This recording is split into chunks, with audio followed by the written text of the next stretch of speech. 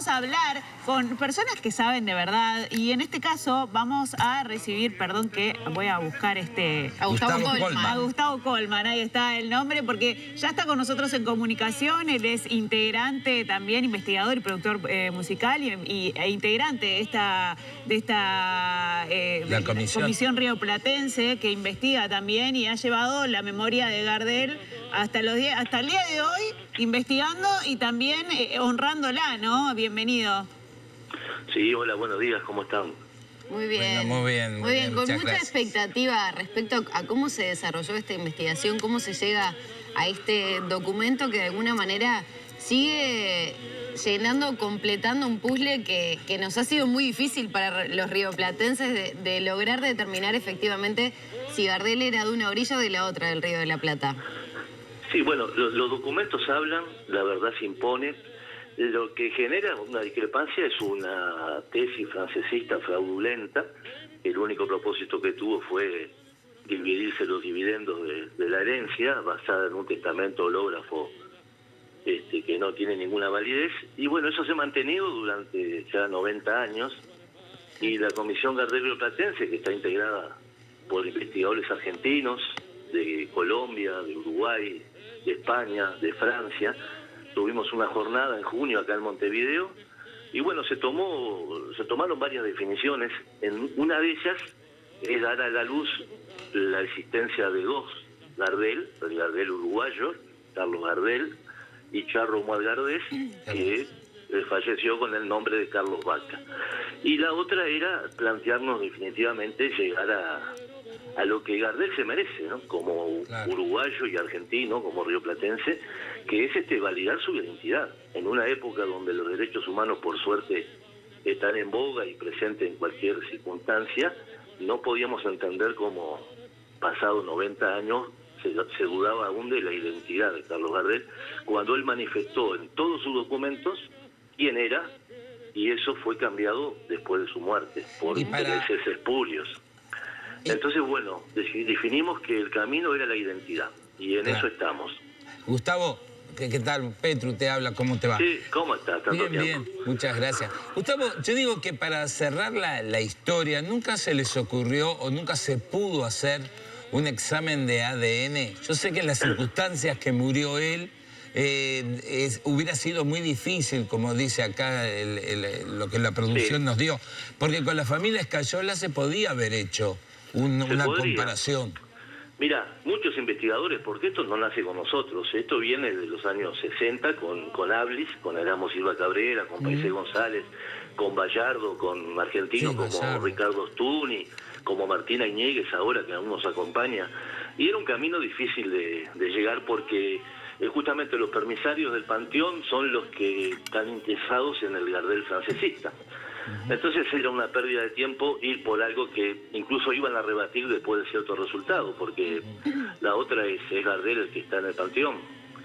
Entonces, legalmente, creo que lo más contundente, el camino que estamos siguiendo, es el que puede determinar, desde el punto de vista legal, quién fue Carlos Gardel y que le devolvamos la identidad. Porque eso está claro, él nació en Tacuarembó, se inscribió en el registro civil, ese es el documento que hallamos, y después se nacionalizó argentino y con eso sacó, por ejemplo, el pasaporte en Nízar, que apareció chamuscado en Medellín cuando el accidente.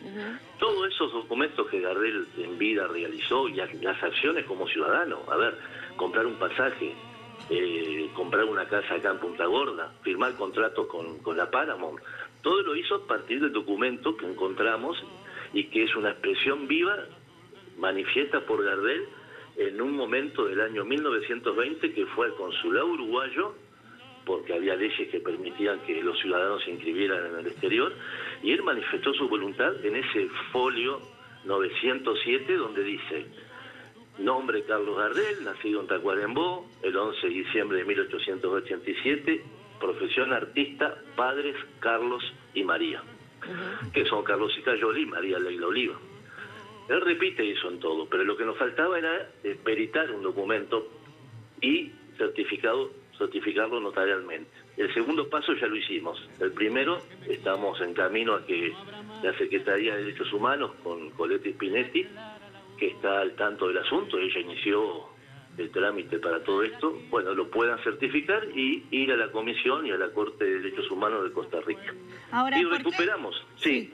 No, ahora, ¿por qué hay tanto secretismo o misterio sobre la historia de Gardel? ¿De dónde nació? ¿De dónde es? ¿De dónde él sentía que era? Porque también hay una cuestión de sentimiento de él. Bueno, yo soy de acá, del Río de la Plata, de Uruguay, de Argentina, de donde quiera ser él. Pero digo, ¿por qué hay tanto misterio? Bueno, porque había mucha plata en juego. Una vez que Gardel murió, él empezó a recibir millones de dólares a lo largo de 80 años. Y eso tuvo atrás muchos interesados que generaron una leyenda, una teoría francesista absolutamente apócrifa. Y en definitiva, a ver, francés, ¿de dónde?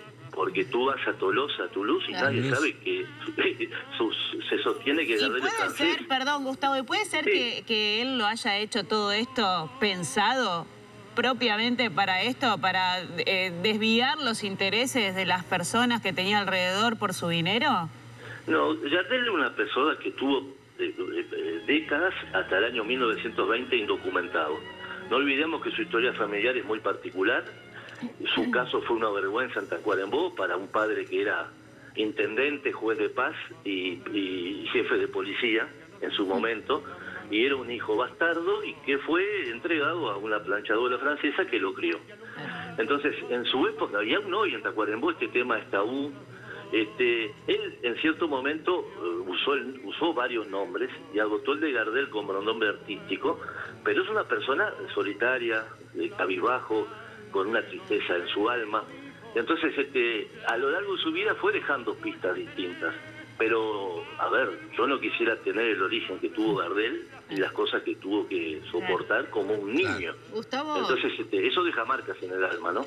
es muy interesante y creo que estaríamos toda la mañana charlando en torno a este tema, pero se genera una polémica, sobre todo del otro lado del Río de la Plata, y hablo en concreto de Argentina, porque hay una crónica de Infobae que señala y sostiene, creo que recoge parte de tu testimonio también, de la importancia que hay en la documentación, pero desde la vecina orilla se dice que sin embargo el anuncio se recibió con escepticismo por parte de especialistas argentinos porque señalan que el acta representa un testimonio de un momento puntual reflejando lo que una persona afirmó ante un funcionario en determinadas circunstancias y con un interés en particular.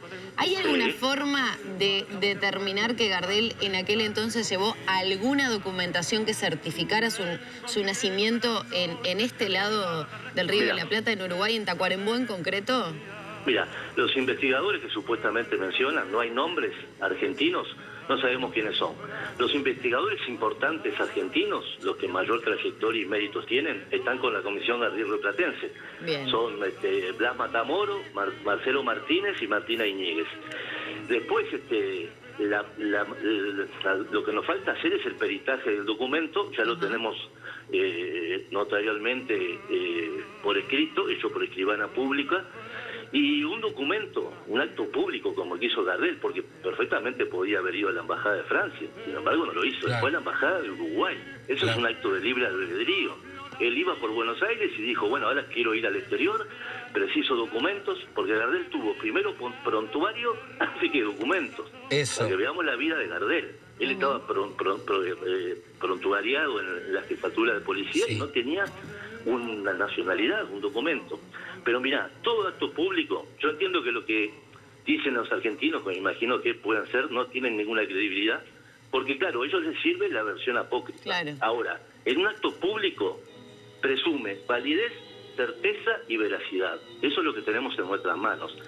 Ningún juez se opuso a ese documento, él hizo toda su vida con esa documentación, y entonces lo que faltaría es que un juez rebata esa medida, esa clave jurídica, que es la presunción de legitimidad, que fue reconocida por dos estados soberanos, Uruguay y Argentina. ¿Y con esto se cierra la discusión para vos, Gustavo?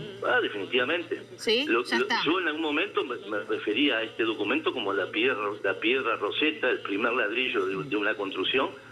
Sobre eso Gardel construyó su verdadera historia y un término que aprendí a usar que se llama actos personalísimos. Petru Valenki es un nombre artístico, pero él lo usa para identificarse como ciudadano. Sin si Petru Balín que muriera, es inmortal, nadie le puede cambiar el nombre después que murió para quedarse con su herencia. Claro. O sea, eso es un acto delictivo que se mantuvo durante 90 años y todos los que estamos en esto nos preguntamos cómo se pudo sostener este cuentito de hadas. Y bueno, sí. Gustavo, y bueno, Porque, ahora será una sí. discusión popular más allá, ¿no? Porque la investigación ya está hecha, lo concreto ya está, la historia ya habla por sí sola y ahora será solamente la discusión entre uruguayos y argentinos, como tantas otras, como el mate, el dulce de leche y tantas otras más, Sí, ¿no? muchas cosas Claro, más, tenés razón. pero tengamos claro, para Argentina lo estamos recuperando, porque lo que no es Gardel es francés. Maurice Chevalier no es un artista de Río de la Plata, nunca podría serlo. Lo mismo pasa con Gardel. Él como lo dijo él en los discos de RCA, amigos de mi tierra y de mi raza. ¿A qué le estaba hablando? A los rioplatenses. Claro. Entonces, esa discusión también de si es solo uruguayo o es solo argentino, para mí no puede existir porque él fue un habitante de los dos países. Fue un artiguense de ley, si hablamos en términos históricos. Y eso no lo podemos desconocer. Entonces, yo sé quiénes son los que están chillando, pero lo lamento. Gardel se merece pertenecer a su pueblo y gracias a ustedes, este tema hoy se puso en la opinión pública, ¿no? Y nos alegra que así sea. Rescato que hay mucha gente atrás de esto, ¿no? De 5 países distintos, y yo un poquito estoy a la cabeza porque, bueno, estoy en Montevideo. Claro. Pero, y el trámite se inició en una de sus patrias, en Uruguay. Esperamos llegar a la Corte de Costa Rica y para eso tenemos a la Comisión de Derechos Humanos que está interesada en el tema, porque derechos humanos también es la identidad, ¿no? Estaremos siguiendo de cerca este tema, seguramente seguiremos en contacto en algún momento con vos, Gustavo. Te agradecemos esta mañana esta charla y bueno, ahora ¿se festeja esto o no se festeja? Como un triunfo. No tiene una combinación, lo que sí estoy contento es que se ha puesto el tema sobre la mesa y bueno, no olvidemos que también si recuperamos Gardel como rioplatense, recuperamos una marca que Buenos Aires ha sabido explotar. Tal cual. Entonces es un camino donde tiene varios actores del lado público y del lado privado y del lado de los medios, ¿no? Muchas gracias, Gustavo. No, gracias a ustedes. Muchas gracias, de corazón, muchas gracias.